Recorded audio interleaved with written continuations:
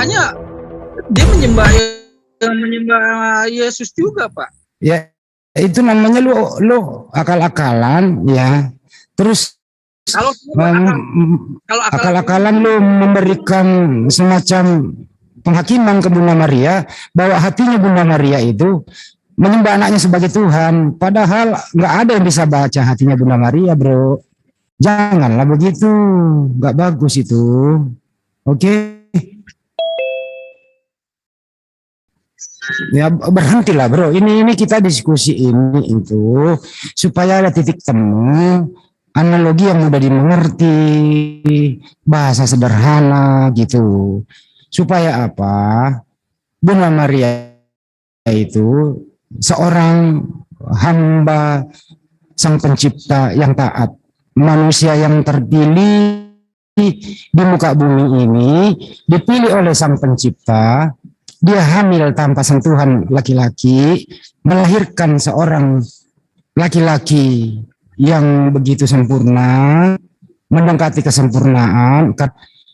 Dia sebagai utusan mewakili Sang Pencipta untuk mengajarkan kepada domba yang hilang di Israel. Jadi Bunda Maria itu tidak pernah menyembah anaknya.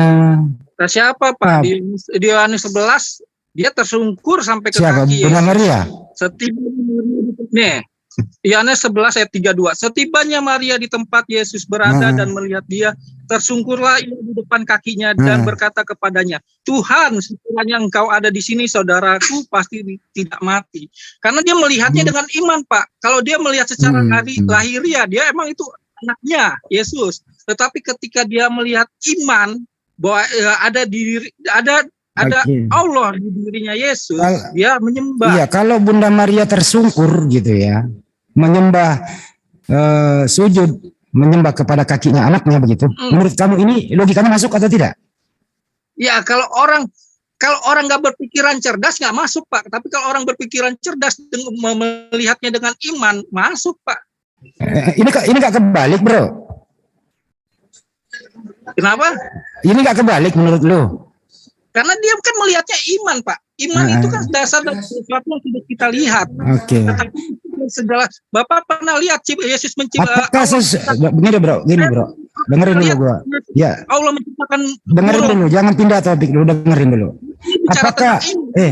Apakah orang bisa beriman kalau nggak dengerin dulu?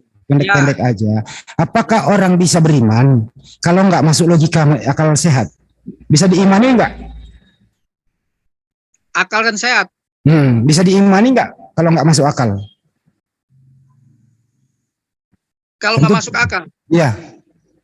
Wah, nyatanya bisa, Pak. Buktinya kayak gini. Dijawab aja dulu. Kalau nggak masuk akal, diimani nggak? Nggak masuk akal. Iman itu bisa Oke. Nggak masuk artinya akal. Menurut Anda, biar nggak masuk akal, yang penting imani gitu ya?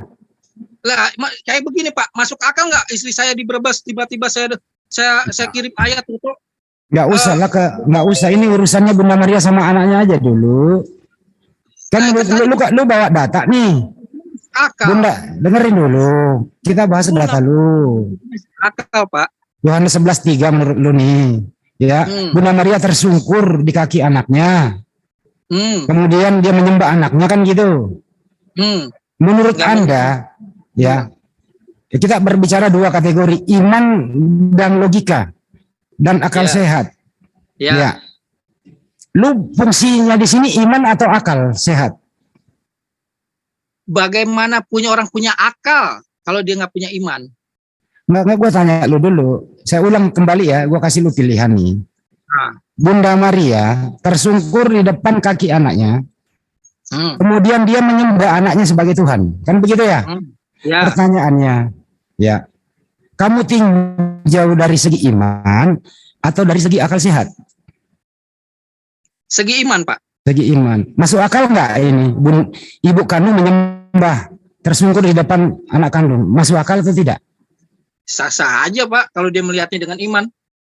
Enggak, imannya udah. Gue udah paham maksud lu, iman oke. Sekarang fakta. Ya. Iya, logis nggak itu? Logis nggak? Masuk akal nggak? Iya. Masuk akal, Pak. Masuk akal. Masuk akal. Jadi masuk akal Bunda Maria menyembah anaknya gitu sebagai Tuhan. Masuk akal. Masuk akal karena dia melihatnya dengan iman kok. Oke, masuk akal menurut lu ya. Yakin ya? Itu dengan iman. Oke, yakin ya. Berarti Bunda Maria ini menyembah anaknya sebagai Tuhan. Kemudian juga dia menghidupi anaknya sebagai Tuhan. Ya. Terus dia membiayai anaknya sebagai Tuhan. Oke, dia merawat anaknya sebagai Tuhan. Dia menina bobokkan anaknya sebagai Tuhan. Itu Yohanes 11 itu bukan Maria ibu Yesus nih, jangan mau ditipu. Maria Magdalena. Maria Magdalena ya? Itu. Ya, tahu saya Pak De. Gue pengen ngasih analogi aja biar tersungkur kayak Maria Magdalena Pak De. Jadi menurut Pak De itu Maria Magdalena bro, bukan Maria ibunya bro. Oke. Maria Magdalena. Cuman saya ikutin dulu dia ini. Apa benar dia konsisten kalau ibu kandung menyembah anak kandung? Enggak bro. Ya ada Pak Desugi yang mengatakan itu Maria Magdalena. Konon ini Maria Magdalena memang ini selalu orang mengatakan ini istrinya. Kalau bukan istrinya, tradisi Yahudi bro itu, kalau bukan murim nggak boleh bersentuhan, apalagi yang meminyaki, kasih buli-buli gitu ya. Nah, pakailah akal. Jangan terlalu percaya yang ada di cerita-cerita itu gitu loh. Itulah makanya Anda ini kan perlu berpikir gitu loh. Sekarang Allah Maha Kuasa, percaya nggak? Jangan larinya ke sana dulu. Ke kenyataan dulu gitu loh. Nanti Bapak kalau Anda ngomong Maha Kuasa, nanti saya kasih kemahakuasaan Yesus, nanti kamu kelenger juga jawabnya. Di surah Udah jangan lari ke Al-Quran dulu, dibenturkan jangan. Mengambil keputusan sama menjadi saksi itu dua berbeda, Pak. Ntar dulu. Itu gimana ceritanya, nah, Bapak? Gimana? Jadi menurut lo ini Maria ibunya atau Maria Magdalena? Yang tersungkur. Sekarang Bapak itu menjadi saksi sama memberi keputusan itu nah, ini nggak nyambung sama topik. Ntar dulu. Artinya ini yang tersungkur ini Maria Magdalena apa Maria ibunya nih? Bapak selalu melihat objek ibunya menyembah, duduk di sebelah kanan, Tuhan Yesus di dunia. Nah sekarang di Al-Quran sendiri ada di surah ntar dulu ke Al-Qurannya, jangan dicampur dulu berbicara tentang Al-Quran satu topik. Jangan lu tersungkur, bro. Lu jangan tersungkur lari ke Al-Quran, gak nyambung. Ini aja dulu. Takut kebongkar tipuannya itu, takut kebongkar tipuannya tuh. Iya. Gimana? Kalau lo nggak nipu orang itu Maria siapa Magdalena yang pelacur itu kau bilang ibunya Yesus, kau nipu kau. Lanjut Bang Andi. Iya betul. Jadi begini bro, kalau kamu udah merasa tersungkur, ketabok sama data, jangan lari ke Al-Quran gitu loh. Kita di sini butuh kejujuran. Kami nggak akan menghakimi kamu bro, kalau kamu jujur gitu loh. Jujur buat apa? Terus kalau saya jujur juga buat apa? Emang ada yang merugikan orang lain? Enggak ada yang dirugikan, nggak ada yang diuntungkan. Ini diskusi akademik supaya kamu ini juga tidak menjadi bulan-bulanan sama netizen bahwa ternyata keilmuan kamu tidak punya ilmu, sombong pula lagi gitu loh. Jadi kalau kita nggak berilmu nggak boleh sombong, lebih baik kita merendah. Ya kalau saya kan emang pernah bilang di pertama ikut gabung di sini, saya pengetahuan saya kurang, tetapi saya punya pengalaman puasanya Yesus. Sekarang kamu nanya aja, kamu paham nggak itu Maria Magdalena siapa? Ya, saya belum paham, tapi kan. Oke, saya jelasin. Kalau nggak paham, saya minta tolong sama. Ini ngajak debat Maria Magdalena aja nggak tahu ngajak debat pula. Nah, kalau begitu saya minta tolong sama Ustaz. Minta tolong sama Ustaz saya, Anda diam dulu. Maria Magdalena siapa Pak De? Silakan Pak De. Jelasin Pak De, nggak apa-apa. Jujur aja saya masih belajar, saya cuma kasih tahu Yesus itu tuh. Ya kalau belajar jangan ngasih tahu, mending lu dengerin. Dengerin dulu aja biar lu paham Maria Magdalena siapa. Pak De jelasin dulu Pak De. Doro, Maria Magdalena itu di dalam Bible-mu itu ya, itu memang datang ke Yesus. Ya, dia mencium kaki Yesus, bahkan dia mencium loh. Meminyaki dengan buli-buli begitu. Bersentuhan langsung dengan Yesus. Itu Maria Magdalena lu baca ada beberapa ya, termasuk Yohanes 11:3 itu. Ya. itu bukan Maria ibu kandungnya kan gitu. Di sana kalau tradisi Yahudi itu, kalau seorang laki-laki tidak boleh bersentuhan kalau bukan muhrimnya, tidak boleh bersentuhan. Itu sangat-sangat sakral itu. Nah ini sedangkan ini bersentuhan begitu. Jadi boleh dikatakan kalau Maria Magdalena dengan Yesus ini ada hubungan khusus, bro. Tapi is oke, saya nggak mau menghakimi Anda di sini. Terserah lu mengatakan ini orang lain apa muhrimnya. Yang jelas lu dilema. Kalau lu mengatakan Maria Magdalena ini bukan muhrimnya Yesus, artinya Yesus berdosa, bersentuhan dengan perempuan yang bukan istrinya. Tapi kalau lu menyelamatkan Yesus, ya lu tinggal ngomong ini istrinya supaya dia nggak berdosa. Ini maju kena mundur kena, bro. Itu namanya diskusi gitu loh. Ya. Jadi ya, itu namanya diskusi gitu. Saya minta kejujuran lu di sini. Lu mau menyelamatkan Yesus dari dosa atau lu percaya ceritanya gitu loh? Apa menyelamatkan Yesus dari dosa? Iya, atau lu percaya ceritanya? Saya percaya ceritanya, Pak. Kalau lu percaya ceritanya berarti Yesus berdosa dong. Kalau Yesus berdosa berarti kitab suci di kitab suci yang mengatakan Yesus itu suci berarti salah dong. Begini, bro, kan Maria Magdalena menyentuh Yesus. Nah, karena tadi Bapak bilang Yesus berdosa dan di Al-Qur'an pun Yesus dibilang jangan ke Al-Qur'an dulu. Nah, karena ini Maria Magdalena ini menyentuh kaki Yesus, meminyaki Yesus. Bahkan saya mau tanya sama Bapak, menurut Bapak Yesus berdosa nggak? Kalau ya menurut berdosa, ceritanya, bro, menurut di kisahnya di Bible mau berdosa. Tapi ada nggak ayatnya yang dikatakan Yesus berdosa? Dengerin baik-baik, dengerin ya. Lu simak kata-kata gua. Nah. Tradisi Yahudi dilarang bersentuhan kalau bukan suami istri, kalau bukan muhrim, termasuk keluarga, anak, gitu ya. Nah, Maria Magdalena ini orang lain, bukan keluarga Yesus. Tapi bersentuhan. Artinya kalau Anda mau menyelamatkan Yesus dari dosa, Anda harus mengatakan Maria Magdalena ini adalah istri Yesus. Apa gunanya ngikutin tradisi, Pak, tetapi perintah Allah diabaikan? Saya mau tanya. Itu memang ketentuan, Pak. Dalam hukum Taurat itu bahwa tidak boleh dengerin dulu. Ketentuan di zaman itu sesuai hukum Taurat tidak boleh bersentuhan kalau bukan istri atau keluarga. Sekarang banyak perintah, sekarang tradisi. Kok sekarang kita bicara Yesus sama Maria Magdalena lu bawa sekarang? Ojol-ojol itu pada bukan satu bersentuhan. Ojol itu bukan Yesus. Perempuan itu bukan Maria Magdalena. Yang kita omongin Maria Magdalena sama Yesus. Bersentuhan dosa. Ojol-ojol yang kita itu omongkan di sini, bro, Maria Magdalena sama Yesus bukan ojol. Itu dosa. Kan saya nanya, Yesus itu dosa apa bukan? Kalau emang dikatakan dosa, ada nggak ayatnya berdosa? Kalau ya, menurut Yesus memandang wanita, lalu pandangannya itu mengikutinya, itu sudah berdosa. Bagaimana pula kalau dilus-lus? Dikatakan Yesus berdosa. Itu Yesus dilus-lus sama pelacur itu gimana itu berdosa enggak itu? Bicara ke situ.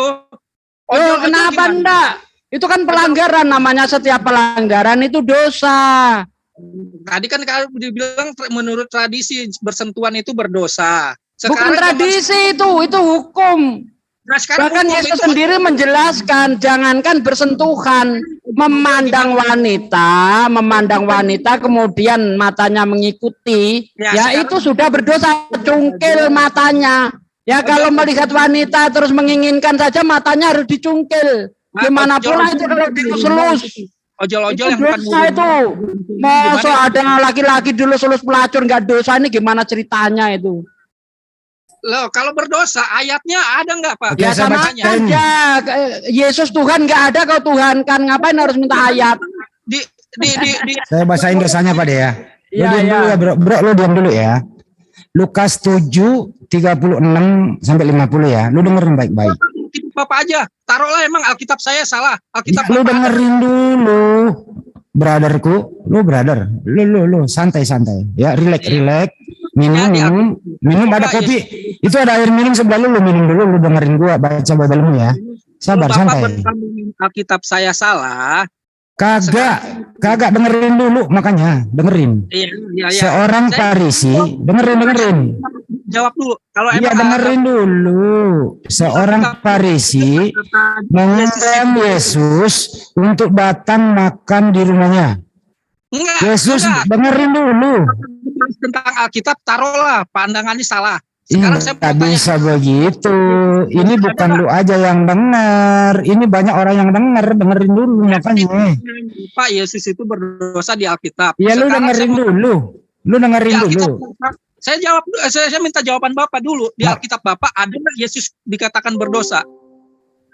Di mana? Di Alkitab Bapak. Saya nggak punya Alkitab, Al-Quran. Ada nggak? Nggak ada.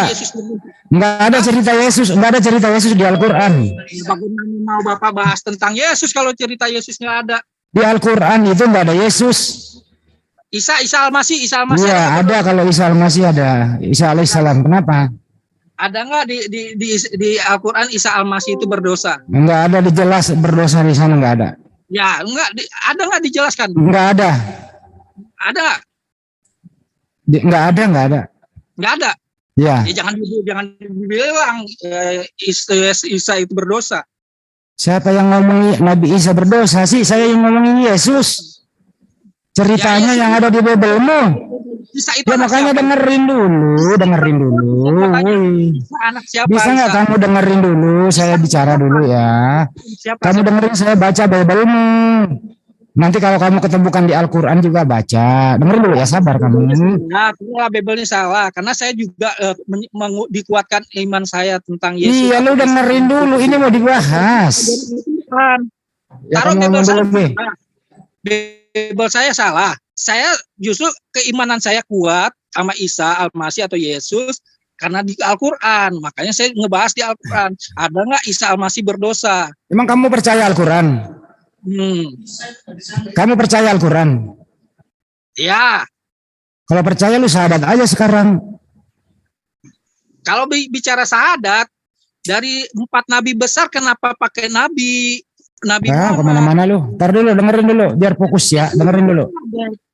Dengerin dulu ya. Pernah dibahas syahadat keputusan. Ya, ini jangan kebanyak bahasan lu. Satu aja dulu ini nih. Kita mau buktikan ini. Siapa sih Maria Magdalena ini? Dengerin ya. Lukas 7:36-50. Seorang Farisi mengundang Yesus untuk datang makan di rumahnya. Yesus datang ke rumah orang Farisi itu lalu duduk makan. Di kota itu ada seorang perempuan yang terkenal sebagai seorang berdosa. Ketika perempuan itu mendengar bahwa Yesus sedang makan di rumah orang Farisi itu, datanglah ia membawa sebuah buli-buli pualam berisi minyak wangi. Sambil menangis, ia pergi berdiri di belakang Yesus dekat kakinya. Lalu membasahi kakinya itu dengan air matanya dan menyekanya dengan rambutnya. Kemudian ia mencium kakinya dan meminyakinya dengan minyak wangi. Artinya di sini ada bersentuhan fisik antara wanita berdosa dengan Yesus yang sedang makan di rumah orang Farisi. Ketika orang Farisi yang mengundang Yesus melihat hal itu, ia berkata dalam hatinya. Ini orang berkata dalam hati, kok tahu ya? Jika ia ini nabi, tentu ia tahu siapakah dan orang apakah perempuan yang menjamahnya ini. Yesus dijamah oleh perempuan. Tentu ia tahu bahwa perempuan itu adalah seorang berdosa. Lalu Yesus berkata kepadanya, Simon, ada yang hendak kukatakan kepadamu. Sahut Simon, katakanlah guru. Ada 2 orang berhutang kepada seorang pelepas uang, yang seorang berhutang 500 dinar, yang lain 50. Karena mereka tidak sanggup membayar, maka ia menghapuskan hutang kedua orang itu. Siapakah di antara mereka yang terlebih dahulu mengasihi dia? Jawab Simon dan terusnya. Jadi di sini bro, saya nggak usah bacain semua. Di sini ada orang berdosa, perempuan berdosa. Betul kata Pak D, ada perempuan berdosa itu datang ke Yesus, mencium kaki Yesus, meminyaki kaki Yesus, mengibas-ngibas rambutnya, meminyakinya dan seterusnya. Begitu bro. Pantaskah Tuhan yang dimaksud ini gitu, disentuh kakinya oleh perempuan berdosa. Menurut kamu pantas atau tidak? Gimana? Oke, kalau emang menurut Bapak itu pantas. Bukan menurut saya, menurut Bible-nya loh. Ya kalau saya bilang pantas, pantas. Tapi kalau kan berbeda, kalau walaupun saya bilang nggak pantas, itu kan berbeda pandangan, Pak. Menurut Anda pantas. Tahu nggak hukum Taurat itu tidak boleh bersentuhan laki-laki dan perempuan yang bukan istrinya atau muhrimnya? Ya. Ngerti nggak kamu? Ya. Ngerti nggak itu hukumnya itu? Ya, hukumnya itu dosa. Hukumnya itu dosa. Hukumnya dosa, ya. Iya. Nah, Yesus ini disentuh oleh perempuan lain yang bukan istrinya. Dosa atau tidak? Bingung kan lu jawabnya? Itu dosa. Iya, dosa. Berarti Yesus berdosa, toh? Nah, terus kalau berdosa, jadi Tuhan punya dosa. Ya. Terus? Oke, ya udah dari tadi ngomong artinya di sini Tuhan punya dosa. Udah selesai. Saya nggak mau menghakimi Anda gitu loh. Kejujuran dalam berdiskusi, bro. Bisa bukan? Ah, kenapa? Dan sekarang banyak kok yang bukan muhrimnya bersentuhan. Dia bukan Tuhan, ini ngomongin Tuhan. Lu jangan ambil contoh yang bukan Tuhan. Ini Tuhan lu ini. Lu udah akui bahwa Tuhanmu berdosa. Udah clear.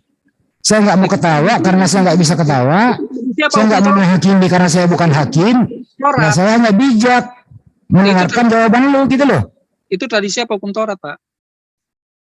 Nggak usah bolak-balik gitu loh. Tadi lu udah jawab. Jadi Bapak bilang tradisi. Hukum Taurat itu ya hukum dari Sang Pencipta lah, diberikan kepada Nabi Musa. Gimana ente? Ini itu berlaku ke Yesus. Ada di sini saya tulis. Aduh, ini anak ini gimana sih? Jadi tadi kamu udah menjawab bahwa Tuhanmu itu berdosa. Ya saya ingin di sini mendengarkan gitu aja, dan saya bukan hakim untuk hakimi Anda, dan saya bukan pelawak untuk ketawa. Udah selesai. Berdosa ada nggak ayatnya, Pak? Isa itu berdosa. Kenapa sih lari ke Isa ini ngomongin Tuhanmu kok ngomongin Tuhan ini? Yesus itu lahirnya dari siapa? Saya mau tanya. Yesus lahirnya dari siapa? Yesus itu sebagaimana yang diterangkan di Lukas 2 nomor 1 sampai terakhir itu saya pakai data itu dilahirkan oleh Bunda Maria di kota Daud. Ya, di Al-Quran anaknya siapa? Isa itu anaknya siapa? Anaknya Siti Maryam. Kenapa memang? Sama nggak? Cuma beda penyebutan bahasa. Lu bilang sama gitu? Sama apa enggak? Kalau saya bilang, kalau menurut kami umat Islam ya. Ini oknum ini, sosok ini itu sama, ceritanya yang berbeda. Nah, kalau di Al-Quran itu ceritanya, dengerin dulu bertanya saya jawab. Satu, kalau kita tidak tahu, seperti kadang-kadang barang kita bilang. Tapi harus. Dokter Usema. Bro, kalau kita diskusi itu, kita pakai akal dikit lah, supaya nggak malu-maluin gitu loh. Ya. Menurut kami sebagai muslim yang sering diskusi di sini gitu ya, ada persamaan kisah, ada perbedaan kisah, tapi oknum sama, gitu ya. Kalau di Al-Quran itu kisahnya indah semua, tidak ada penyiksaan, lahirnya juga bagus, dia seorang rasul. Membawa risalah tauhid. Dengerin dulu saya terangin ke Anda, baru Anda nanti gantian. Kalau ngomong bareng nggak bisa. Kalau saya ngomong apa ya lu nggak dengerin. Lu mau ngomong duluan silakan, saya diam. Silakan. Enggak, Isa sama Yesus itu beda jadinya. Sosoknya sama tapi ceritanya beda ya, gitu. Ya makanya dengerin gua ngomong. Gua ngomong lu juga ngomong, yang dengerin siapa? Lu kadang-kadang gua santil juga lu. Ya makanya main di sini Bang Hendi. Iya. Kadang-kadang loh. Di sini ada juga orang yang luar biasa pemahamannya. Ya kok gue nggak pernah main ke situ. Lanjut. Ya, gitu ya. Jadi kami umat muslim itu, bro, dalam menyikapi sesuatu keilmuan dilandasi dengan data. Gitu ya. Nabi Isa alaihissalam itu sosok yang sama yang lu sebut Yesus. Yesus itu bahasa Yunani. Ya. Yesus selama hidup nggak pernah dipanggil Yesus. Yesus tidak mengenal namanya Yesus. Bunda Maria, kalau dia masih hidup, lu tanya siapa Yesus, dia nggak kenal. Karena itu Yunani, bro. Namanya di sana Yesus. Oke, Yesus gitu ya. Itu sosok yang sama, ceritanya sangat jauh berbeda, tapi ada persamaan di sana. Persamaannya adalah Bunda Maria ini sama-sama mengandung, tidak disentuh oleh laki-laki, dia wanita suci. Ya, itu kesamaan, benar. Persamaannya didatangi oleh malaikat. It's okay. Kemudian hamil, melahirkan. Nah, ini di sini perbedaannya nih. Perbedaannya adalah Bunda Maria mengandung Roh Kudus. Bunda Maria melahirkan Tuhan. Di sini perbedaannya. Yesus itu Tuhan.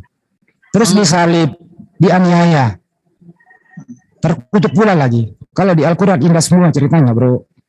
Tidak disalib, tidak dibunuh, tapi diselamatkan. Dia membawa risalah, membawa tauhid, mengajarkan apa yang diterima dari Sang Pencipta yang mengutus dia nabi lokal kepada umat Israel. Ceritanya indah, tidak ada berdarah-darah. Ya, lahirnya juga nyantai di seputaran pohon korma, ada sungai-sungai mengalir di sana. Ibunya nyantai, ada yang bisa dikonsumsi, ada korma dan seterusnya, adem. Kalau lahirnya di kandang domba karena tidak dapat penginapan, bayangin yang menemani juga tunangannya Yusuf. Di Al-Quran nggak ada ditemani oleh laki-laki siapapun untuk melahirkan. Ini ditemani tunangannya Yusuf. Tunangan apa suami? Nggak mungkin menikah dalam keadaan hamil. Masa orang hamil ditunangkan sama Pak Yusuf yang umurnya kurang lebih 90 tahun. Kemudian Yusuf menemani dia untuk sensus, karena ini perintah Raja Agustus gitu ya. Penginapan penuh, akhirnya kasihan Bunda Maria tidak mendapat penginapan, yang melahirkanlah di kandang domba itu. Bayinya dibungkus kain lampin, kemudian ditaruh di palungan. Bayangin bro, palungan itu tempat makanan, tempat domba makan ya, ngerti ya? Kenapa? Itu ngerti kan? Palungan itu adalah tempatnya domba makan. Di situ dikasih makanan, baru domba congornya masuk gitu ya. Nah, taruh Yesus di situ gitu. Kalau di Al-Quran indah sekali gitu loh. Kok bayi yang khusus sebagai rasul nanti ini kok lahirnya kayak gitu. Itu bedanya bro.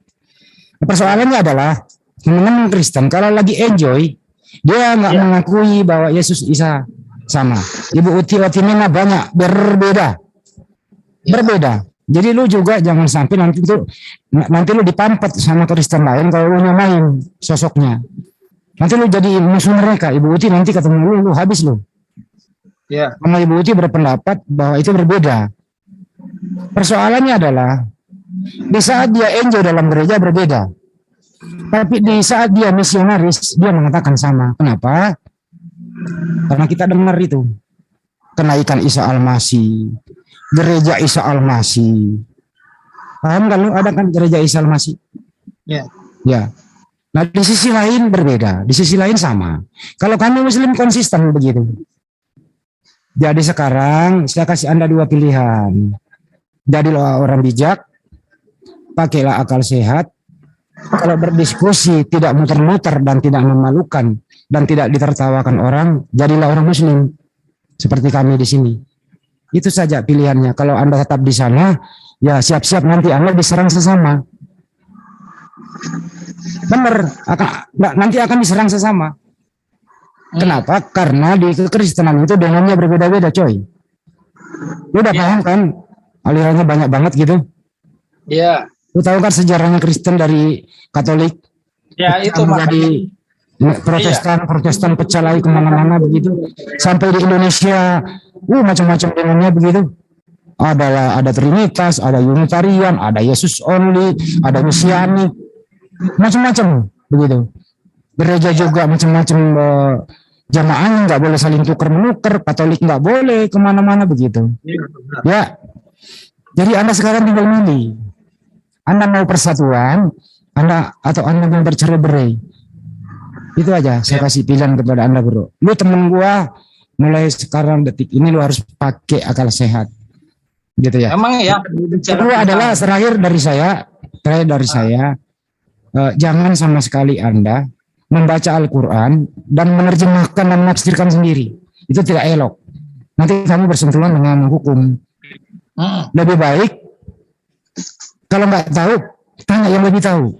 Atau minimal di situ ada tafsirnya, dipelajari di situ. Nah, saya karena penafsir itu ada orang yang paling ngerti menafsir gitu ya. Kamu jangan membuat penafsiran sendiri. Lo tahu undang-undangnya ya, bahwa undang-undang yang berlaku di Republik ini, barang siapa menafsirkan kitab suci orang lain di luar dari penafsiran pokoknya, itu melanggar undang-undang. Apalagi kalau Anda mengupload di medsos diulang-ulang, Anda akan kena 2 pasal. Pasal 156A dan 28. Itulah yang terjerat sama si KC. Hati-hati. Makanya kalau kamu Muslim, diskusi itu menafsirkan kitab di luar daripada penafsiran pokoknya. Nggak boleh. Nggak boleh, bro. Itu artinya lu sok tahu. Itu melanggar undang-undang, bro. Gitu ya. Lu ngerti, iya. Itulah yang membuat KC sekarang membakar, membusuk di 6 tahun di dalam. Untung aja dia waktu dia banding, dia dikurangi 4 tahun. Tentang jaksa ini banding ulang nggak nih? Kita lihat aja ke depannya ya. Apa tetap 6 apa 10? Belum inkrah ya. Jadi ya itu ya, sebagai pembicaraan tentang Isa atau Yesus ya. Nah iya tuh harus mengerti dulu nih bahwa nggak boleh kita itu menjadi suatu dengerin dulu, gue edukasi dulu dikit. Ya. Kita nggak boleh, bro, menafsirkan kitab suci orang lain di luar daripada penafsiran pokoknya. Kalau di Bible itu nggak ada penafsiran pokok, karena nggak ada SOP-nya dari Yesus. Setiap orang sesuai dengan kemampuan dan kemampuannya yang bisa menafsirkan itu. 10 orang Kristen dikasih satu Bible, penafsirannya 11. Kalau di Al-Quran enggak, ada penafsir yang tinggal kita ikuti. Nah, makanya setiap Al-Quran itu ada original teks, ada terjemahannya, ada tafsirnya. Kalau di Bible enggak, rata-rata itu terjemahan jalan sendiri. Ya gitu loh, bro. Jadi ini edukasi buat Anda, hati-hati makanya. Diskusi boleh, Anda boleh menafsirkan, tapi hati-hati nanti Anda dikik balik. Karena kita nggak boleh mengatakan diri kita pintar, diri kita pandai, di luar daripada kewenangan kita. Alangkah tidak bijaknya kalau Anda berdiskusi dengan seorang ustadz yang selama ini mempelajari Al-Quran, waktunya mempelajari Al-Quran dan hadis, Anda datang lebih pintar dari dia, kan nggak bijak juga. Enggak, saya nggak mengatakan lebih pintar, Pak. Kan ini namanya diskusi. Dan saya juga kan diundang juga, saya minta gabung, terus akhirnya diperbolehkan. Nah, saya kan menceritakan apa yang ada berdasarkan pengalaman saya, bukan menafsirkan, Pak. Itu kan berdasarkan pengalaman saya, Pak. Nah, ini yang menjadi perenungan kan di mana-mana emang bicara tentang Isa atau Yesus itu kan menjadi perbantahan seluruh dunia manapun, menjadi pertanyaan dan perbantahan menjadi polemik lah, Pak. Nah, kita nggak urut masalahnya apa sih di Kristen dituhankan, di Islam hanya sebatas nabi, begitu, Pak. Dan yang menariknya itu Isa itu menjadi perbantahan itu udah dituliskan di Lukas 2 ayat 34. Nah, begitu, Pak. Nah, itu yang menjadi apa? Di Kristen itu ya memandang Yesus aja berbeda-beda loh.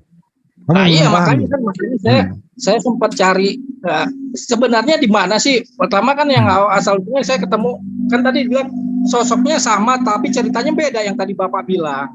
Ya, kami memandangnya begitu. Kalau di teman-teman Kristen ya, kamu mungkin belum banyak pengalaman diskusi sama mereka, biar kamu ada sedikit bahan ya. Bahwa biar kamu ada sedikit bahan. Suara saya gimana ya? Kurang jelas? Ya udah dah. Tadi ada mobil lewat itu. Oh, ada mobil lewat. Jadi biar kamu ada bahan untuk diskusi sebelum kamu diskusi menghadapi mereka. Di situ ada Trinitas bersumber dari Katolik. Ada Trinitas dari Protestan. Ada Trinitas juga yang nggak mempunyai denom, netral. Ya, itu pertama. Kedua, ada yang Unitarian. Ini agak Franz Donald dan teman-temannya itu, Yesus itu utusan, yang disembah itu sang pencipta itu adalah yang mengutus Yesus. Is oke namanya Bapa, is oke namanya Allah, is oke namanya Yahweh. Yang jelas Yesus itu tidak ada unsur ketuhanan. Itu Unitarian. Itu satu. Inilah yang dipegang Yesus selama dia hidup. Dengan syahadatnya Yohanes 17:3. Iya. Ya, asyhadu alla ilaha illallah wa asyhadu anna Yesus Rasulullah. Itu yang dipegang mereka. Ada juga Yesus only. Yesus only adalah Bapa adalah Yesus, Yesus adalah Roh Kudus adalah Yesus. Semua Yesus. Ini namanya Yesus only. Seperti Daniel, Samuel Siahaan dan lain-lain. Ini live, mudah-mudahan Bro Samuel bisa dengerin. Ada juga misianik. Misianik ini agak keren juga begitu. Saya nggak usah jelasin. Ya, ada juga tidak ada Bapak, semua Yesus. Seperti Pak Henry Tan. Orang yang menyembah Bapak itu sama dengan menyembah Ib. Nggak usah saya terusin. Anda udah paham kan begitu? Jadi bermacam-macam bro. Iya. Akhirnya apa? Untuk menerjemahkan Yesus di internet Anda sendiri begitu. Kadang-kadang Anda nggak sepakat loh. Cuma saya sebagai orang bijak, misalnya saya kalau moderator itu, saya tidak membiarkan Anda diskusi intern di area publik. Itu bro. Iya. Untuk itu marilah Anda sekarang menentukan sikap. Buanglah dalam benak Anda bahwa Yesus ini ada unsur ketuhanan dalam dirinya. Lebih baik kalau Anda mau hidup nyaman, dalam diskusi nyaman, jadilah Unitarian dulu. Apa itu? Jadilah Unitarian. Di zaman Yesus artinya Yesus itu utusan, yang disembah adalah yang mengutus Yesus. Deal. Baru kemudian setelah memutuskan perkara itu, baru lu belajar syariat. Syariat adalah hukum-hukumnya, ajaran-ajarannya, apa yang dibawa oleh Yesus. Itu Anda nanti akan mendekati yang is the best gitu loh. Jadi step by step. Itu saran saya buat Anda. Silakan. Saya memang belum belajar itu, cuma berdasarkan pengalaman aja. Yes. Saya waktu itu emang menanyakan apa benar Yesus itu Tuhan, gitu. Dan kalau Anda masih berpendapat Yesus itu Tuhan, nanti juga Anda nggak bisa buktikan loh. Ya emang pas kalau ditanya-tanya masalah duduk sebelah kanan Allah apa itu emang kalimat-kalimat itu emang sangat membingungkan, Pak. Tapi karena apa? Kenapa Anda bingung di Markus ini? Saya berikan datanya ya. Kenapa? Markus 16 itu ya. Markus 16 15 sampai 18 itu Markus 16 berhenti itu di nomor 8, Bro. Coba lihat aslinya itu berhenti nomor 8. Nanti beberapa saat kemudian nomor 9 sampai 16. Coba lu belajar dikit bagaimana sejarah Markus ini gitu. Nah, Markus 16 19 yang lu maksud setelah ya bangkit itu, terangkatlah dia ke surga, duduk di sebelah kanan Bapa. Nah, ini kalau dirunut begitu, dan setiap diskusi akademik, Esra Soru, Budi Asali, dan beberapa pendeta yang lain udah mengakui bahwa ini sisipan tambahan belakangan. Mohon bijaklah. Kenapa? Karena ini sangat sulit masuk akal kalau Yesus naik ke surga duduk di sebelah kanan. Nah, jawaban sederhananya biasanya, jawaban bijaknya mereka itu ini alegoris, perumpamaan. Nah, kalau perumpamaan, fisik Yesus kemana? Anda paham nggak? Fisik Yesus itu tidak ada di dunia. Dia bersama fisiknya terangkat, bro. Setelah mati kan di Bible itu, setelah mati dia hidup kembali, makan ikan goreng, terangkat sama fisiknya. Nah, sekarang kalau mau ditanya fisiknya ada di mana? Kalau di Al-Quran gampang. Nabi Isa alaihissalam itu tidak disalib, tidak dibunuh, diserupakan, diangkat. Sekarang ada di langit kedua. Dia akan turun kembali menjadi umat Nabi Muhammad SAW akan diwafatkan. Clear kalau kami mudah sekali membahasnya di Al-Quran, gitu ya. Kenapa tadi maaf, tadi ada berisik ini. Kenapa? Kalau di Isa alaihissalam, Nabi Isa ya, di Al-Quran itu gampang. Sekarang dia itu tidak mati disalib, ya, tapi diselamatkan. Karena Sang Pencipta yang mengutus dia ini pasti menyayangi rasulnya ini. Jadi diselamatkan, sekarang ada di langit kedua. Kemudian dia akan turun kembali menjadi umat Nabi Muhammad SAW, hidup seperti kita, kemudian diwafatkan. Setelah diwafatkan dan dibangkitkan kembali, insya Allah. Dengerin dulu. Kurang paham, diwafatkan kenapa? Nah, karena setiap yang hidup pasti mati, tidak ada yang abadi. Karena Nabi Isa sekarang kan belum mati. Siapa bilang Nabi Isa mati? Iya. Ya, paham ya? Ya. Jadi untuk itu janganlah mematikan Rasul Allah untuk menebus dosa, jangan. Dosa besar coy. Jangan menjadikan manusia menjadi tumbal menebus dosa, jangan. Ini ajaran pagan yang dahulu, ini ajaran sudah ada. Sebelum ada Yesus turun ke bumi, ajarannya udah berlaku. Ya. Ajaran ini siapa yang bawa? Ajaran penjajah Romawi masuki daerah Yesus lahir. Diambillah tokoh Yesus sebagai tokoh untuk dikorbankan, dikombinasi dengan ajaran pagan ini. Tahun berapa itu ajarannya, Pak? Tahun berapa Yesus meninggal ya? Saya kurang paham. Enggak, ditetapkan menjadi Tuhan itu. Di Konsili Nicea 325. Konsili apa? Konsili Nicea 325, lu googling hasil kesimpulan Konsili 325 Masehi. Ya, Muktamar. Ya. 325 Masehi. Saya lihat di sejarah sebelum ada konsili itu, pengikut Yesus pun pernah udah dibunuh, Pak. Itu nggak ada problem itu. Ya, setiap nabi itu pasti ada yang mengingkari, pasti ada yang menerima. Yesus mengajar juga Paulus kok yang pertama-tama menganiaya, membunuh semua, gitu ya. Jadi itu dua hal yang berbeda. Yesus itu dibunuh karena mereka mentuhankan manusia. Jadi sebelum konsili itu udah ada sebelumnya, Pak. Dengerin dulu, bro. Yesus itu tidak arogan dalam mengajar. Dia nggak pernah membunuh Yesus itu. Bukan pengikut-pengikutnya dibunuh sama orang-orang yang... Iya, yang bunuh ya Paulus. Yang bunuh ya Paulus. Ya, karena Paulus berpendapat pengikutnya Yesus itu sebagai Tuhan, dikatakan orang kagak, dia nggak setuju ajaran Yesus yang tauhid. Anda ini kok diajarin susah amat. Ajaran Yesus yang tauhid memang nggak setuju, Pak. Iya, makanya dia Paulus mengganggu. Dia bahkan matiin semua. Iya. Oke. Nah, sekarang kapan Yesus ini disetarakan dengan Sang Pencipta? Nah, di Konsili 325 itu gitu loh. Nah, itu di langit kedua ya. Saya sebenarnya langit kedua itu.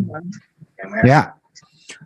Nabi Isa sekarang. Jadi ya, ini tadi udah saya jelaskan. Ini terlalu jauh nanti bagaimana perjalanan Isra Mi'rajnya Nabi Muhammad SAW ya, sampai menerima perintah sholat ya. Ya, itu nanti. Berarti Yesus itu nanti diwafatkan ya? Diwafatkan. Dia sekarang masih hidup. Setelah diwafatkan? Kenapa? Setelah diwafatkan? Diwafatkan. Insya Allah ya jannah tempatnya. Terus nggak bangkit gitu, Pak? Dibangkitkan, kok dia bangkit sendiri, dibangkitkan.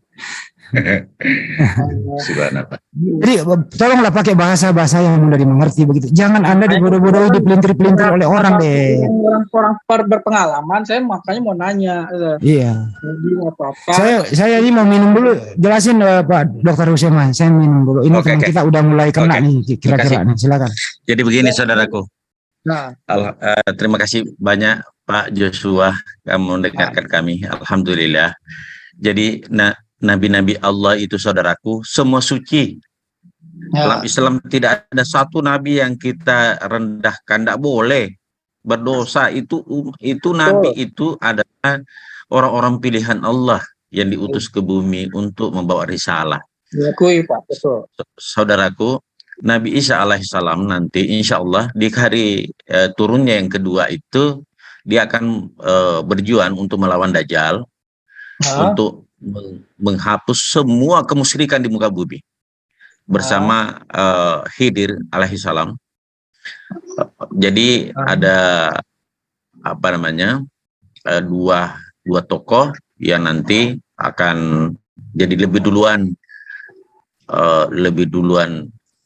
Nabi Khidir untuk bersama-sama Nabi Isa alaihissalam untuk memberantas semua kemusyrikan di muka bumi, sehingga nanti setelah itu baru dunia kiamat. Jadi menjelang dunia kiamat Nabi Isa akan turun. Menjelang dunia, makanya dalam Al-Quran Nabi Isa itu turun atau Yesus itu turun sebagai pertanda akan datangnya hari kiamat. Gitu. Nah, kemudian pada saat sudah terjadi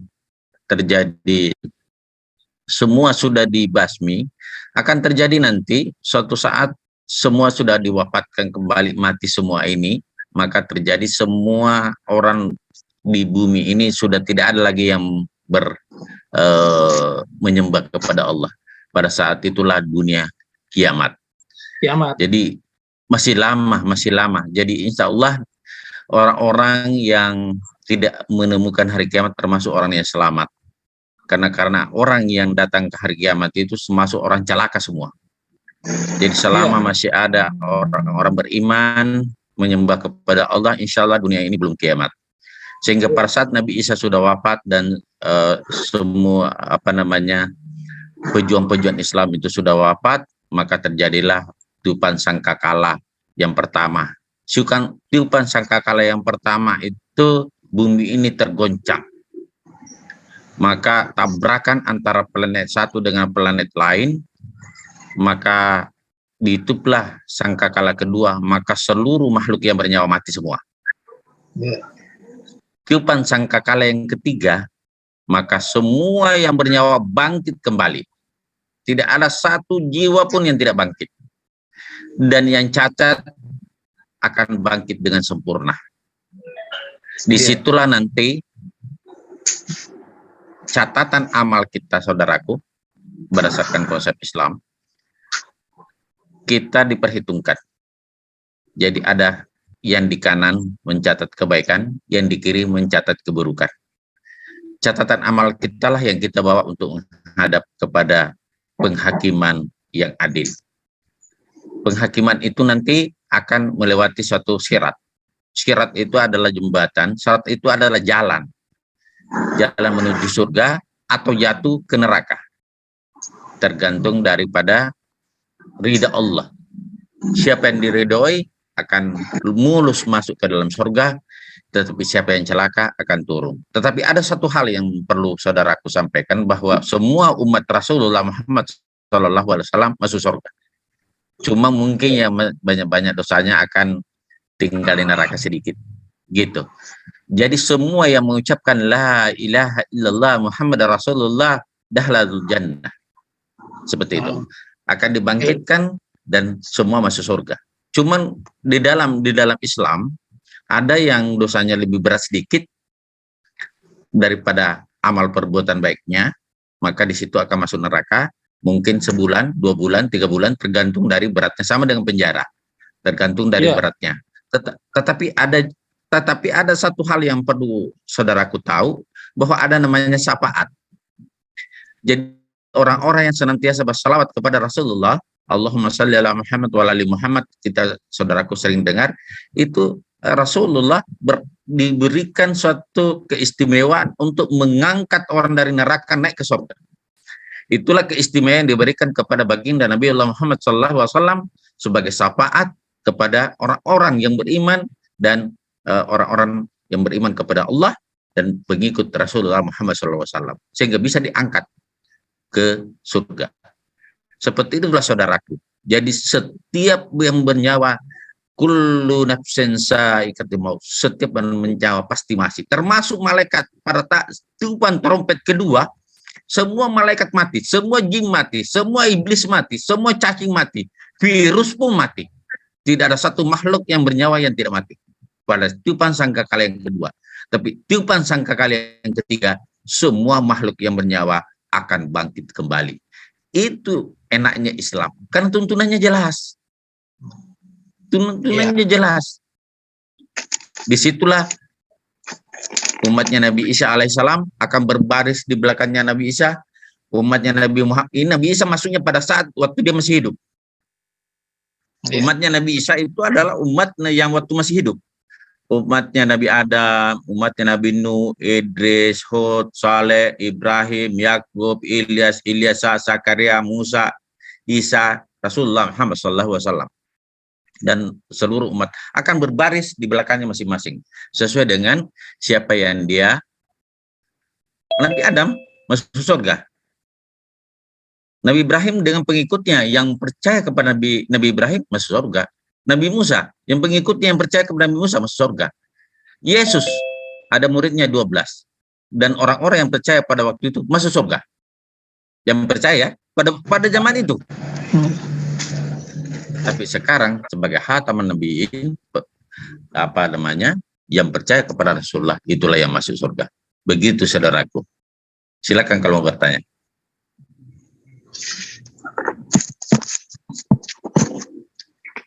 Ya itulah yang menjadi polemik kan tadi. Memang saya jujur aja belum paham, tapi saya itu berdasarkan pengalaman. Apa sih yang menyebabkan, tadi udah tanya kan, udah dijelasin konsepnya apa itu sama Isa sama itu, cuma ceritanya ada yang berbeda kan tadi. Iya. Tapi saya pengalaman Pak, yaitu kenapa saya membenarkan Isa itu Tuhan, Yesus itu Tuhan. Yaitu karena saya berpikiran yang namanya Tuhan itu maha kuasa, yang artinya tidak membatasi ruang dan waktu. Dan itu saya udah semuanya udah pernah saya lihat semua. Gini aja bro, gitu. Saya giliran saya ya. Nah, kalau pencipta menciptakan makhluk, terus makhluk itu sederajat dengan dia, artinya tidak layak lah sang pencipta ini rendah derajatnya kan begitu. Karena manusia ini punya keterbatasan. Betul. Karena di dalam Yesus ini nggak mungkin 100% ilahi, nggak mungkin 100% manusia. Nggak mungkin Anda bagi-bagi, karena angka itu nggak ada 200%. Memang seperti itu. Kalau kita lihat seperti itu, kayak duduk di sebelah kanan Allah, itu kata-kata yang sangat membingungkan. Terus bahkan yang tadi Bapak tanya itu, kalau Tuhannya di bumi, di surga siapa? Tapi berdasarkan pengalaman kayak yang tadi saya ceritakan, terus kayak begini, andaikan saya orang yang nggak mau dengarkan semua perintah Nabi ya, saya ngotot gini, saya minta Tuhan sendiri yang merasakan, karena saya mencuri, walaupun ini nggak ada di Alkitab manapun. Di Alkitab sih ada, di Roma 3 ayat 3, supaya apabila dihakimi menang, apabila Tuhan dihakimi menang, gitu. Nah itu yang menjadi patokan dasar saya di Alkitab itu. Kenapa Alkitab bicara seperti itu? Kenapa Tuhannya mau turun? Karena ini bro, biar cepat ini mau duhur, dengerin dulu ya. Iya sebentar, saya berdasarkan Tuhan ya. Makanya pemandangan orang itu beda-beda, itu terserah. Nah saya begitu ngujinya waktu itu begitu. Andaikan saya bilang Alkitab nggak benar atau saya jawab barangkali Bu Handi. Ya silakan dok. Oke, makasih. Saudaraku, fa'alhamaha ujuraha wa taqwaha. Dalam diri manusia itu, siapapun dia, ada potensi kebaikan dan potensi keburukan. Itu pasti, siapapun dia. Betul. Ada potensi untuk berbuat baik dan potensi untuk berbuat buruk. Nah, solusinya apa? Kad aflaha man zakkaha wa kad khaba man dassaha. Beruntunglah orang yang mensucikan hatinya dan merugilah yang mengotorinya. Kenapa? Orang-orang yang mensucikan hatinya akan beriringan langsung dengan perbuatan baik. Orang-orang yang selalu mengotori hatinya akan beririsan dengan perbuatan buruk. Siapa yang mengotori dan membersihkan hatinya? Kita sendiri. Contoh, berburuk sangka kepada seseorang atau menyembah Tuhan yang bukan Tuhan. Itu sudah mengotori hati, saudaraku. menyembah Tuhan yang bukan Tuhan, itu sudah gelap gulita itu hati. Nah, kalau sudah, mudah-mudahan saudara tabe dikunci mati hati itu, maka sampai ajal menjemput tidak akan pernah mendapat hidayah. Selagi masih ada kesempatan untuk mendapat hidayah kebenaran, bukalah pikiran dan hati itu, saudaraku, untuk senantiasa berbincang-bincang. Jangan tutup itu hati dan pikiran. Nah, kenapa? Gini, karena kehitaman hati itu yang susah lagi dibongkar, tidak ada obatnya. Gitu. Begitu, iya, saudara. tadi kan bicara mensucikan hati. Kan tadi saya bilang, ini kan berdasarkan pengalaman saya gini. Bagaimana cara mensucikan hati? Saya bilang. Bagaimana? Bapak tahu nggak mensucikan hati bagaimana? Coba tolong tunjukin. Ada saya nggak tahu. Biar nggak terlalu melebar. Yang begini. Tapi ini tasawuf, sudah tasawuf, sudah Bung Handi. Iya, ketinggian itu, Dok. Gini, Dok, kita ambil sederhana saja. Izin, Dok. Begini ya, Bro. Ya, kamu kan ini masih Kristen. Ya, jadi saya masih jadi nggak usah dulu terlalu jauh mempelajari Al-Qur'an. Cukup standarnya saja. Dengerin dulu, saya kan belum selesai. Mana saya nanya mensucikan hati kok. Iya, dengerin dulu gitu. Dengerin ya. Mensucikan hati bagi orang itu ya back to kitab suci. Cara mensucikannya begitu. Iya, kitab suci. Jangan pakai, ya dengerin dulu. Ya kitab suci lu kan Bible begitu. Ya, kitab suci Bible. Iya, kitab sucinya Bible, taruhlah. Ya dengerin dulu saya kan. Iya, dengerin dulu gitu loh. Saya ini mau ngomong biar kamu paham gitu loh. Iya. Ya kami umat Muslim kalau mensucikan hati itu back to Al-Qur'an, hadis gitu ya. Anda sebagai Kristen ya kembali ke Bible. Di Bible itu, Bro, ada PL, ada PB. Ya. Dan tidak semua di sana itu berasal dari Sang Pencipta. Sudah banyak praktisi-praktisi mengatakan tidak semua. Di sana berkumpul firman dari Sang Pencipta, kisah para nabi, apalagi di Torah ada Nevi'im, ada Ketuvim gitu ya, ada Torah di sana. Bercampur kisah nabi dan seterusnya. Belum lagi perjanjian lama yang begitu elok yang Anda katakan kitab suci bercampur. Di sana ada surat Paulus, ada Yohanes di Pulau Patmos. Silakan Anda mensucikan hati Anda ke sana. Kalau Anda memakai akal sehat ingin mensucikan hati itu, saya rasa Anda mengalami dilema. Yang penting keluar dulu dari doktrin gitu ya. Kenapa? Di sana ada dua bahasa Yunani dan bahasa Hebrew. Dan di sana akan nanti Anda berbenturan hati nurani yang mana yang Anda percaya, kan begitu. Kalau Anda kembalikan tadi pernyataan Anda Yesus adalah Tuhan begitu, is oke aja sebagaimana perintah Anda di dalam Markus 16, 15, 18 sampai 19 itu, pergilah ke seluruh dunia itu, beritakanlah Injil ke segala makhluk. Barang siapa yang percaya akan dibaptis dan tidak percaya akan dihukum. Ini perintah untuk Anda ini, untuk menyebarkan Injil ke segala makhluk. Iya. Nah, tanda-tanda orang percaya di sana itu, Bro, itu tandanya ada 5 item kalau nggak salah. 1 itu berbahasa baru. Kedua adalah memegang ular tidak celaka, minum racun maut juga tidak celaka, terus kemudian menaruh tangannya di tempat yang sakit itu sembuh. Itu perintahnya Markus 16, 15, 18 sampai 19. Sesudah itu terangkat oleh Yesus ke surga, duduk di sebelah kanan. Nah, Anda pelajari dulu itu. Enggak, saya sekarang baru belum kelar, dikit lagi. Nah, setelah Anda mempelajari itu, Anda nanti habis itu buka Matius 7, 21, 23. Bunyinya kira-kira begini. Bukan setiap orang yang memanggilku Tuhan, Tuhan yang akan masuk ke dalam kerajaan surga. Dengerin dulu, jangan ngomong kalau saya ngomong, nanti kamu nggak denger gitu. Saya ulang ya. Setiap orang, bukan setiap orang yang memanggilku Tuhan, Tuhan yang akan masuk ke dalam kerajaan surga, melainkan dia yang melakukan kehendak Bapakku di surga. Banyak orang akan berkata kepadaku hari ini, kepadaku di hari itu kelak, Tuhan, Tuhan, bukankah kami telah bernubuat demi namamu Jadi sekarang Anda yang sebagai Kristen kan selalu bernubuat demi nama Yesus kan begitu. Memanggil dia Tuhan kan begitu. Bahkan mengusir setan-setan demi nama Yesus kan. Ya. Bagaimana Markus itu? Ya. Ya, bernubuat, mengusir setan dan melakukan banyak pekerjaan ajaib demi Yesus, artinya bermukjizat. Ya. Artinya menyembuhkan orang, ber-KKR demi nama Yesus. Apa kata Yesus? Saat itu aku akan menyatakan kepada mereka. Yesus yang ngomong nih. Aku tidak pernah mengenalmu. Ya. Pergilah daripadaku engkau yang melakukan kejahatan.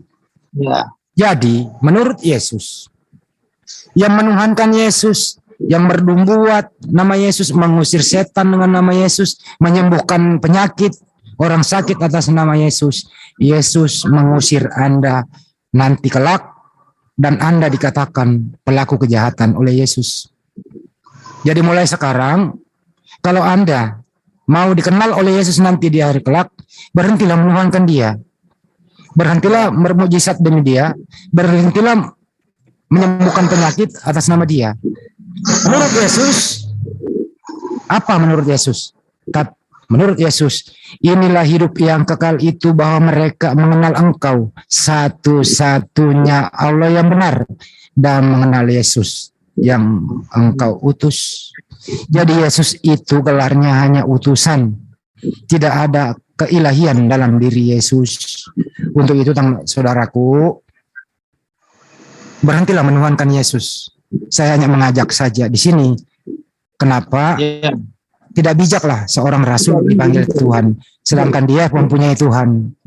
Boleh saya tanya? Kan silakan. Tadi berhentilah menuhankan Yesus ya. Ya. Sekarang saya mau tanya gini. Kan tadi ada Bapak tadi siapa itu menyucikan hati. Ya, Dokter Rusema silakan Dok, ditanggapi Dok. Nah, kan tadi berhentilah menuhankan Yesus. Nah, sekarang saya mau nanya, menyucikan hatinya gimana? Oke, baiklah. Yang pertama adalah tahalli, mengosongkan diri saudaraku. Jadi mengosongkan diri, artinya gini, setelah kita salah dalam bertuhan, salah dalam memilih sesembahan, maka seharusnya harus dikosongkan. Kosongkan dulu diri. Jadi semua perbuatan kosongkan. Udah misalnya udah kosong. Itu pertama. Ya, kosong. Ya udah kosong. Nol. Kembali ke nol. Nol. Kembali ke nol dulu. Iya, kayak SPBU. Kembali dari nol ya. Ya. Kembali ke nol. Artinya sekarang kembali ke nol. Agak sulit dipahami sama beliau mungkin Pak Dokter. Pakai bahasa yang sederhana saja. Kalau soalnya takutnya kan beliau ini kan Kristen Pak Dokter. Takutnya beliau salah paham. Betul. Oke. Izin dong, saya kasih bahasa sederhana, boleh nggak Dok? Saya kasih bahasa sederhana. Iya. Ya gini, kalau dokter ini kan ilmunya tinggi gitu dokter. Gini deh. Mensucikan hati itu artinya lepaskan diri dulu Anda dari berbagai macam doktrin, termasuk doktrin gereja. Dari start. Iya. Kosongkan seperti tadi SPBU kosong. Bagaimana cara ngisinya kembali? Banyak perusahaan yang menawarkan untuk ngisi itu. Anda harus mengambil keputusan bahwa perusahaan inilah yang bersumber original. Iya, benar. Gimana meneliti itu? Ada kitab suci yang menuntun. Apa itu Al-Quran? Kalau Anda masih, bentar dulu, saya belum kelar. Kalau Anda mengambil Bible sebagai rujukan, di sana nanti akan sulit menentukan yang mana yang Anda ikuti. Gitu ya. Jadi untuk itu restart aja kembali. Mudah kok itu, mengosongkan itu, terus diisi lah. Kan ya Pak? Udah susah juga kalau saya ngomong ya dah susah.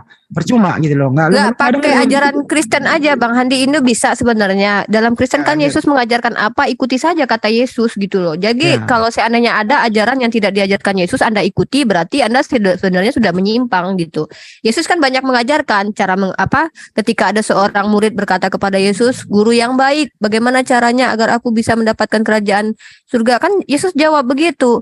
Kata Yesus, "Ikutilah semua yang ada di Taurat, kitab-kitab para nabi itu diikuti. Saya sudah begitu dari semula, kata murid Yesus. Lalu Yesus katakan, jualah hartamu, berikan kepada orang, baru ikutilah aku gitu. Jadi ada hal yang disuruh Yesus untuk kerjakan, dan ya Anda ya kerjakan saja. Kecuali Anda tanya dalam perspektif Islam itu seperti apa mensucikan hati. Dalam Islam itu gampang sekali. Mensucikan hati itu dengan mengikuti perintah Tuhan sudah. Jadi simple banget, nggak pakai ribet-ribet gitu ya. Ikuti apa kata Allah. Yang pertama kata Allah, sholat kata Allah. Ya udah sholat, dengan sholat maka akan menghindari dari perbuatan maksiat. Kenapa? Karena ketika seseorang itu ingat kepada Tuhan, maka dia tidak akan berani untuk macam-macam gitu. Karena dia tahu Tuhan melihat dia. Simple banget dalam Islam. Anda juga simple sih, ikuti saja kata Yesus. Masalahnya Anda ikuti kata Yesus tidak?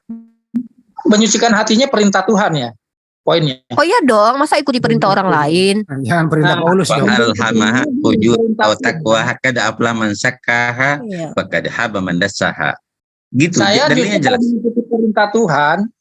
Kenapa saya menuhankan Yesus? Ngeri perintah Tuhan gini. Kalau perintah Tuhan, misalnya perintah Tuhan ini kan diturunkan nabi-nabi ya. Misalnya saya nih hatinya keras nih, bersikeras nih. Itu kan nabi-nabi. Tuhan pernah nggak ngalamin sakit hati? Tuhan Tunggu. Bentar. Anda bicara tentang nabi. Anda bicara. Ini kan bicara perintah Tuhan. Ini bicara tentang nama Allah nggak turun maksudnya. Anda ini tunggu, biar saya nggak gagal paham nih, mohon maaf Dokter Husaima dan Bang Handi. Anda ini meminta cara mensucikan hati perspektif Islam atau perspektif Kristen? Jangan dicampur adukan. Kita harus kotak-kotakkan itu karena beda. Anda mau yang mana? Anda mau dengar apa? Karena kalau di dalam iman Anda, di dalam kitab Amsal pasal 20 ayat ke-11, anak-anak pun sudah dapat dikenal daripada perbuatannya, apakah bersih dan jujur kelakuannya gitu. Bahkan ini membantah dosa waris loh. Jadi anak kecil itu udah kelihatan dia ini bakalan jadi orang jujur atau enggak ke depan. Makanya itu Musa itu disukai Tuhan dari kecil, kan ada dalilnya itu. Iya, harus diajarin emang anak kecil. Kalau diajarin nggak benar. Makanya ikuti orang tuanya, kan orang tuanya dapat ajaran dari mana? Ya dari para ulama, para orang-orang tokoh-tokoh, yang mana tokoh-tokoh itu mempelajari ajaran Tuhan. Ya begitu caranya memang. Itu udah saya ajarin sama anak saya. Udah saya ajarin. Yang Anda ajarin apa, Pak? Kan ajaran yang didogmakan, doktrin dari kekristenan dari pihak gereja. Nah, Anda udah mengajarkan ajaran Yesus belum? Itu menyembah hanya satu-satu Tuhan. Saya bilang, ya emang kalau saya bilang ya sama anak-anak saya itu Yesus itu adalah Tuhan. Terus saya ceritain tentang sejarah awal sampai dia ada, sampai dia datang kembali, begitu Bu. Dasarnya apa Anda bilang Yesus itu Tuhan? Ya dasarnya. Dan pemahaman Tuhan itu apa? Dua pertanyaan deh. Dasarnya apa? Kemudian Tuhan dalam perspektif apa? Susah. Kalau bicara dasar gini, Ibu tetap pasti nggak setuju sama dasar saya. Itulah susahnya saudaraku. Saudaraku sulit menjawab. Kalau masuk Islam satu kali saja. Siapa Tuhanmu? Allah. Apa dasarnya? Pencipta langit dan bumi dan segala yang ada. Tidak ada embel-embelnya. Siapa itu Isa? Utusan. Selesai. Abang Joshua nih saya perlu kasih tahu. Saya baru 4 jurnal STT yang saya baca dalam 2 hari ini ya. Saya menemukan beberapa fakta-fakta menarik. Trinitas itu tidak tertulis dalam Bible Anda, melainkan itu adalah konsep yang dikonsepkan. Kenapa saya bilang konsep yang dikonsepkan? Yang pertama, Trinitas itu nge-live dulu. Udah dari anak saya udah pulang sekolah. Oh gitu. Nanti diskusi dong Bang Joshua sama saya tentang konsep Trinitas dan sejarahnya nanti kita bahas. Gini nanti ada waktu lu nanti calling ya. Kalau ada waktu panjang ya. Udah keluar. Ya. Nanti saya hubungi lagi. Boleh saya ikut juga, Bang. Kita programkan nanti bersama Ripa dan Dokter Husaima. Jadi cukup 2 orang lah yang nginjilin dia supaya orang ini bisa benar-benar ngerti gitu loh. Ya. Balikin ke ininya juga perlu diingatkan kitab sucinya, karena kalau ke Al-Quran tuh terlalu tinggi. Misal kayak ilmu tasawuf itu sama kayak dokter tuh ngajarin praktek kedokteran kepada anak SD gitu. Jadi nanti ketinggian dok. Terlalu tinggi. Iya, benar. Makanya saya tadi agak peringatkan, takutnya dia blank di situ, mengosongkan diri dalam makna apa. Nah, karena dalam fakta-fakta kitab mereka sendiri, kata-kata ambigu itu mereka tafsir secara mandiri gitu, kayak menggenapi, kemudian anak Allah, itu mereka tafsir secara sendiri loh. Takutnya nanti mengosongkan diri itu kayak Yesus pula di Filipi 26 nanti mengosongkan diri menjadi dirinya tidak makanya tadi itu ini ada analoginya tangki kosong ya. SPBU. Kamu harus cari cari yang orinya, jangan sampai palsu yang masuk kan gitu. Iya. Harus begitu memang, karena Pak dokter ini seorang dosen yang harus mencari kata-kata yang gampang untuk dimakan sama anak SD, dokter, harus begitu. Itu yang harus, itu tugas kita sebenarnya. Ya karena dokter kebiasaan mahasiswanya menghadapi orang-orang tinggi ya. Ya gitu. Jadi saya khawatirnya nanti meledak gitu otaknya nanti memikirkan hal itu. Sama, saya masih ingat hadis ya. Kata sahabat itu, kata Rasulullah, kata Allah ya, jangan bertanya dalam Al-Qur'an, jangan bertanya sesuatu yang akan menyusahkan kamu gitu. Jadi sebagai seorang yang sadar hakikat pun saya sebagai seorang mahasiswi ini, saya tentu yang saya tanyakan apa yang saya pelajari saat ini. Saya tidak mungkin bertanya sesuatu yang kapasitasnya tidak ada. Contoh, dokter saya bilang kan, coba dong saya tanya dong itu aorta itu gimana bla bla segala macam. Dokter jawab nanti saya paham nggak tuh? Enggak gitu loh. Karena saya harus belajar dulu dari nol kan, sama itu. Itu ada Karol katanya mau nanya, kayaknya Mas Karol kenapa ada yang mau ditanyain? Oh Mas Karol? Iya Mas Karol. Resien tadi? Iya, ada yang mau ditanya nih. Ya, ini silakan. Dari sini. Baca WA nggak, Wirpa? Saya WA. Iya. Kemarin. Apa, ya Allah, aku ketiduran dari maghrib loh. Aku baru bangun jam malam. Masih penasaran deh sama kamu. Siapa? Putih. Oke, lewat WA aja dulu. Ini Mas Karol apa ini? Nanti. Ini jangan terlalu jauh dari topik ya Mas Karol. Walaupun jauh kan bisa dijawab. Soal standar matematika itu saya lihat tuh. Jangan tanya matematika sama saya sering cabut. Oh, kenapa ini? Dan surah As-Sof ya, As-Sof. As-Sof ayat 5. Tidak memberi petunjuk pada orang yang fasik. Iya, benar. Nah, ini yang pertama-tama ini dari huruf merah dulu. Tidak memberi petunjuk. Tidak memberi ini terkesannya seperti ini, pilih kasih, tebang pilih. Tetapi mengapa? Karena memberi petunjuk pada yang ini aja. Sementara yang masih tidak. Sini ini materi kesukaan saya petunjuk. ini. Petunjuk ini apa saja sih petunjuk itu? Apakah hanya soal ketuhanan atau keilahian, atau memang itu yang pertama tapi memang ada lain-lain juga di sini? Saya tahu banyak, lebih daripada 4 contoh. Poinnya mau ditanyain Bang Karol biar kita bisa jawab bergantian nih. Iya. Orang fasik. Ya, saya jawab dulu ya. Ya, ini materi simple, singkat, padat sebenarnya yang pernah saya bahas ini dengan Mikana kemarin itu. Sebenarnya ada korelasinya dengan ini, itu Tuhan menyesatkan ya. Jadi kalau kita baca di dalam surah An-Nahl ayat 16 surah 16 ayat nomor 93 Bang Kerol, di surah An-Nahl, kata Allah tuh begini. Dan jika Allah menghendaki, niscaya Dia menjadikan kamu satu umat saja, tetapi Dia menyesatkan siapa yang Dia kehendaki dan memberi petunjuk kepada siapa yang Dia kehendaki. Tetapi kamu pasti akan ditanya tentang apa yang telah kamu kerjakan. Artinya kan Allah itu memberi free will kepada kita. Nah, ketika Allah memberi free will, maka kita pasti memilih salah satu, kanan dan kiri. Itu sudah lazimnya begitu manusia, memilih untuk jahat atau untuk baik. Masalahnya Allah Subhanahu wa taala itu sudah tahu duluan sebelum Anda berniat menjadi orang jahat atau orang baik gitu. Nah, jadi korelasi adalah di dalam surah Al-Baqarah ayat ke-26 kata Allah tuh begini lagi. Sesungguhnya Allah tidak membuat perumpamaan. Nah, ini di sini ya. kesesatan itu terjadi dari cara memahami ayat-ayat Tuhan nih. Sesungguhnya Allah tidak segan membuat perumpamaan seekor nyamuk atau yang lebih kecil dari itu. Adapun orang-orang beriman, nah ini mereka yang beriman, mereka tahu bahwa itu kebenaran dari Tuhan, tetapi mereka yang kafir, nah mereka yang menolak, mereka berkata, apa maksud Allah dengan perumpamaan ini? Ini nanti ada korelasinya dengan Bible, saya kasih juga. Dengan perumpamaan itu, banyak orang yang dibiarkannya sesat. Allah biarkan sesat, dan dengan itu pula banyak yang diberinya petunjuk, tetapi tidak ada yang disesatkan dengan perumpamaan itu selain orang-orang fasik. Ternyata orang fasik ini kategorinya adalah yang pertama, orang-orang yang melanggar perjanjian Allah. Mohon maaf, seperti perjanjian kekal antara Abraham dengan dengan Abraham dengan Tuhan yang dilanggar oleh keturunan Yahuda gitu, keturunan Yahuda, orang-orang yang membatalkan Taurat, maka orang itu tidak akan mendapatkan petunjuk dari Allah gitu. Orang-orang tidak bersunat, mohon maaf ya, karena perjanjian kekal gitu kan.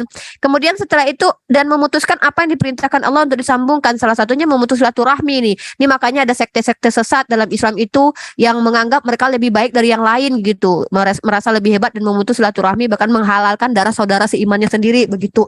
Kemudian orang yang membuat kerusakan di bumi, ini dalam surah Al-Baqarah ayat ke-27 nih. Mereka itulah orang-orang yang rugi kata Allah. Nah, ternyata Yesus juga seperti itu, Bang Karol. Coba Bang Karol lihat di dalam Matius pasal ke-13 nomor 10 ayat ke-13 ya. Maka datang murid-muridnya dan bertanya kepadanya, mengapa engkau berkata-kata kepada mereka dalam perumpamaan? Kata murid Yesus nih sama Yesus. Ingat ya, tadi Al-Quran mengatakan dengan perumpamaan itu dibiarkannya orang sesat dan diberinya petunjuk. Lalu Yesus berkata begini, kepadamu diberi karunia untuk mengetahui kerajaan surga, tetapi kepada mereka tidak. Kalau kata Bang Karol, Allah itu pilih kasih, ya Yesus juga. Yesus juga seperti itu, dia memberitahu kerajaan surga kepada murid-muridnya, tapi kepada yang lain tidak katanya. Nah, jadi karena memang konsepnya begitu, orang-orang yang keras hati, orang tegar tengkuk, itu tetap akan diberikan menurut surah Al-Baqarah ayat ke-6, diberi atau tidak diberi petunjuk, mereka tidak akan beriman. Jadi buat apa gitu loh. Kecuali mereka yang membuka diri mereka untuk mencari kebenaran itu dengan membuka diri gitu. Nah, jadi ketika mereka sudah membuka diri, maka hidayah akan Allah berikan, karena Allah tahu mana yang pantas dan tidak pantas dapat hidayah. Jadi kalau Bang Karol contohnya, Bang Karol ini nolak Islam, dikasih tahu petunjuk dalam Islam tuh begini dan begitu, ya Bang Karol tetap menolak. Ya ngapain gitu loh, sia-sia. Ibarat kata pengembala berteriak ke domba gitu, hei minggir, minggir ada mobil, tetap aja nggak denger. Jadi itu perumpamaan dalam Islam itu begitu Bang Karol. Bukan berarti Allah pilih kasih. Kan Allah kasih free will, kan Allah kasih otak, Allah kasih hati gitu loh. Sama kok kapasitasnya kita semua, kecuali mereka yang memang ada kekurangan Down syndrome gitu. Jadi kenapa marah kepada Allah ketika Allah tidak membantu kalian untuk mendapatkan hidayah? Toh kalian memang menolak kok. Kan Allah Allah memberikan free will gitu. Kalau Allah paksa Bang Karol untuk dapat hidayah, berarti Allah nggak kasih free will lah. Berarti Bang Karol ini sama kayak robot gitu. Gitu sih sepemahaman saya. Silakan dilanjut Pak Dokter Husaima, anak saya nangis dari tadi. Lanjut. Terima kasih. Jadi fasik itu ya, fasik ada dua.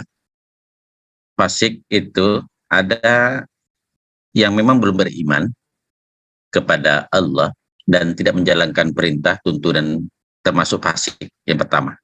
Yang kedua, orang Islam yang beriman, sudah beriman tapi tidak pernah menjalankan perintah Allah, itu termasuk fasik juga. Jadi bukan hanya fasik itu artinya orang-orang yang tidak beriman, yang beriman pun tetapi tidak pernah sedikit pun melaksanakan perintah. Dia tahu bahwa itu adalah kewajiban, dia tahu semua itu adalah kebaikan, tetapi selalu semua dilanggar. Nah, orang seperti itu tidak diberikan petunjuk. Tidak diberikan petunjuk, karena petunjuk itu kan adalah hati. Petunjuk itu kan dimudahkan untuk melakukan sesuatu kebaikan, saudaraku. Orang-orang yang mendapat petunjuk akan dimudahkan untuk melaksanakan kebaikan-kebaikan. Itu maksudnya. Tetapi orang yang tidak diberikan petunjuk, dibiarkan terombang-ambing bagaikan perahu di atas laut. Kalau lautan turun, kalau lautan naik, pokoknya tidak menentu, ketenangan batin tidak ada. Itulah petunjuk. Jadi orang-orang yang mendapat petunjuk adalah orang-orang yang diberi kekuatan untuk senantiasa menjalankan kebaikan. Gitu saudaraku. Jadi fasik itu ada dua. Ada yang belum memang percaya, beriman kepada Islam, Dan kedua, sudah beriman tetapi belum sanggup menjalankan perintah-perintah yang diperintahkan oleh Allah Subhanahu wa taala. Tetapi dibandingkan fasik pertama dan kedua, lebih hancur yang pertama, saudaraku. Kalau sudah masuk, ya insya Allah mudah-mudahan orang-orang yang belum menjalankan nanti setapak demi setapak dia bisa menjalankan seperti itu. Jadi itulah fasik. Silakan tanggapi kalau masih mau bertanya. Oh, berarti orang-orang yang seperti yang saya garis bawahi dengan saya beri penekanan dengan huruf yang bergerak ini, mereka termasuk juga bisa masuk dalam kadar tertentu orang yang berislam tetapi dalam arti tertentu masuk fasik juga ya. Bisa kalau tidak pernah betul, tidak sholat, tidak puasa, tidak, pokoknya semua hukum dilanggar, fasik.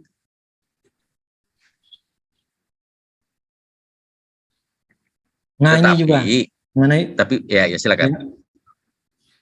Nah, berikut ini petunjuk juga ini mengenai petunjuk. Kan ini saya berikan, saya inventaris, setahu saya banyak, tetapi ya tentunya tidak bisa semuanya ya karena kan terbatas ya, PowerPoint-nya terbatas. Saya hanya tulis 4 di sini.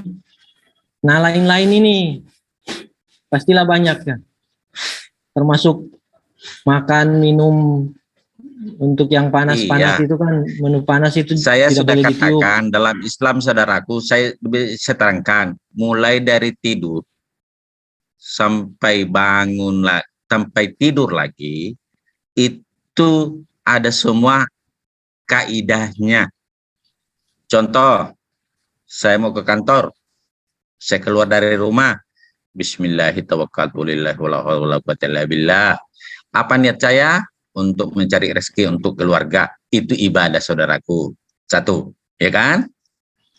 Jangan sangka bahwa pergi kerja itu bukan ibadah. Ibadah. Seperti itu. Nah, kemudian sampai di kantor, bekerja dengan baik, menghasilkan sesuatu, ada hasilnya, ada gaji, dimakan oleh istri dan keluarga, ibadah. Mau makan, Allahumma barik lana bima razaqtana wa qina azabannar, ibadah. Masuk WC, Allahumma inni a'udzubika minal hubusi wal habaisi, ibadah. Keluar dari WC, alhamdulillahillazi ashabana wasa. Alhamdulillah. Artinya kita terhindar dari tadi kita masuk WC, di sana ada jin-jin kafir yang mengganggu, alhamdulillah kita selamat, ya ibadah. Jadi setiap gerak langkah, setiap ucapan, apapun itu, selama innamal a'malu binniyat, diikuti dengan niat yang baik, maka hukumnya ibadah. Bukan hanya ini 4 ini, semua aktivitas, apapun itu. Tetapi harus niat lillahi ta'ala, saudaraku. Makanya ada dalam Islam itu memulai sesuatu untuk kebaikan ya. Kalau masuk WC tidak boleh Bismillahirrahmanirrahim. Tidak boleh. Tapi untuk mengerjakan sesuatu menulis Bismillahirrahmanirrahim. Kan gitu, saudaraku. Sehingga apa? Ibadah. Jadi tidak ada satupun tanpa gerak, perkataan atau apapun tanpa ibadah. Sehingga ya insya Allah kalau kita menjalankan perintah selalu kata insya Allah. Kenapa? Iblis itu kan masuk neraka karena cuma takabur, saudaraku. Ribuan tahun dia beribadah itu tunduk patuh kepada Allah. Tapi satu kesalahan, kesombongan yang tiada tara, maka dihukum oleh Allah neraka.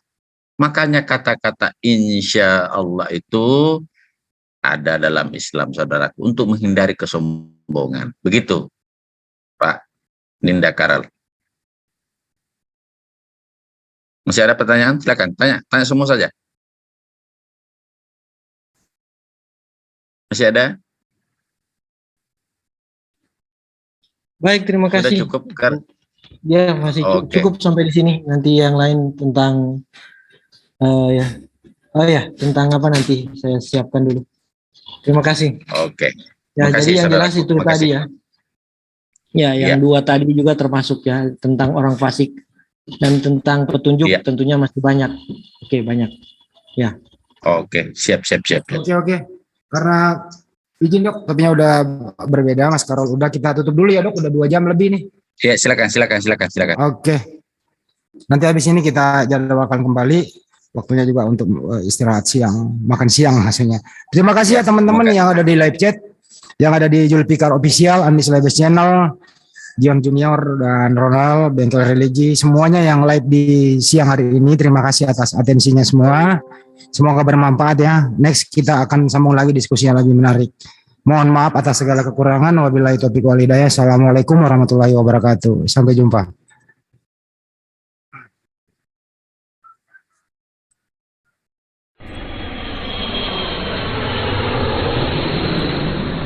Ya, silakan dilanjut diskusinya.